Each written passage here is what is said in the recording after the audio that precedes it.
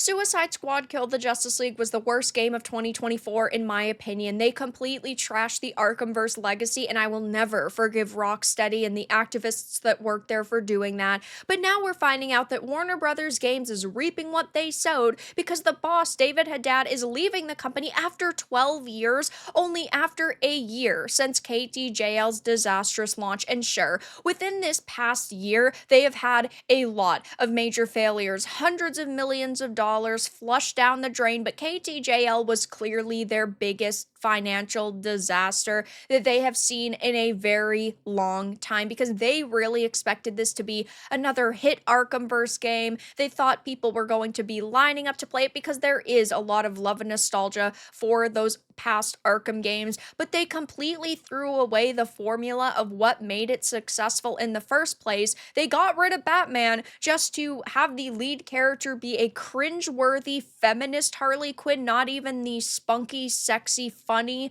version that was in the other titles, and they surrounded her with other equally cringeworthy characters like the Greta Thunberg Poison Ivy, because that's a winning strategy.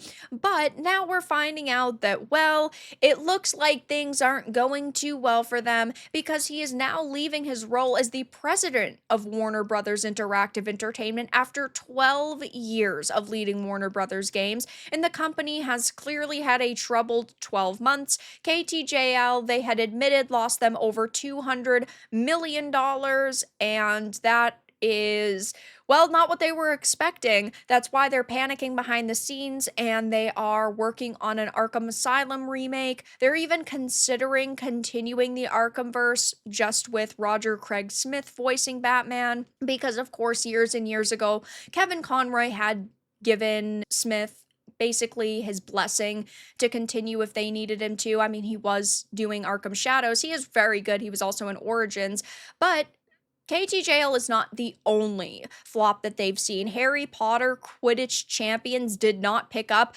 This was such a massive L on their part. They really thought years and years ago when greenlighting Hogwarts Legacy, oh, we're going to have another Quidditch game, because then after the hype of Hogwarts Legacy, people are going to show up to buy this Quidditch title, but it didn't work. If they had put Quidditch within Hogwarts Legacy, it would have just been another win for the people who bought that game. They could have just updated that title with like Quidditch DLCs and maybe like seasonal maps, but they came out with Quidditch Champions as a standalone.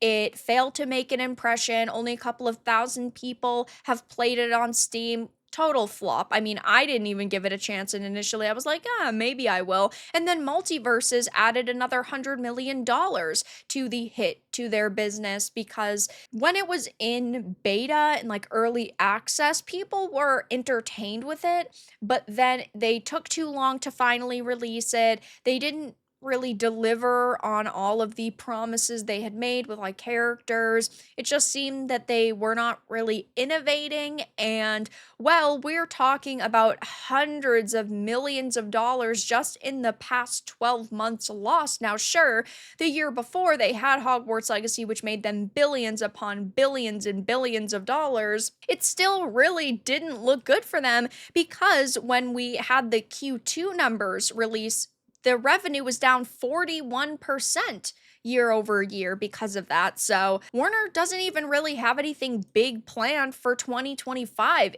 It seemed that they were going to keep updating KTJL and they were going to try to keep that alive, but that's not the case. And then Multiverses and Quidditch just flopped. And I can't say that I feel all that bad, because they created piles of trash. And sure, David Haddad had greenlit and been affiliated with successful projects in his 12 years at the company. But at the end of the day, what you created 12 years ago and what you greenlit 12 years ago versus now are two very different pictures. And I say this all the time, Rocksteady is a shell of the company they once were, just like BioWare and Obsidian, I do not have faith in them now because of what they did all those years ago. So, yes, this is the situation they all find themselves in now, only a year after KTJL's disastrous launch. The Warner Bros. Games boss is leaving the company. We don't know exactly who is going to replace him. I'm sure it's going to be someone else that's been at the company for a very, very, very long time.